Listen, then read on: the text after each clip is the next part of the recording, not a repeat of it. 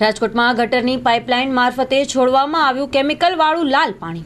રાજકોટ જિલ્લાના ધોરાજી તાલુકાના ભોળા ગામમાં ગટરની પાઇપલાઇન મારફતે છોડવામાં આવ્યું કેમિકલવાળું લાલ પાણી। ભોળા ગામના પાદર નજીક ગટર મારફતે કોઈ ઈસમોએ છોડ્યું કેમિકલવાળું પાણી। કેમિકલવાળું પાણીનું ખાડો ભરાતા અત્યંત દુર્ગંધ આવવા લાગી હતી, જેમાં ભોળા ગામના પ્રવેશ દ્વાર નજીક આવેલ ખેતરની બાજુમાં આવેલ ખાડામાં આ કેમિકલયુક્ત પાણી ભરાયું હતું, જેમાં કેમિકલવાળું પાણીને કારણે આસપાસના ખેતરોમાં નુકસાન થવાની ભીતિ સેવાઈ રહી છે।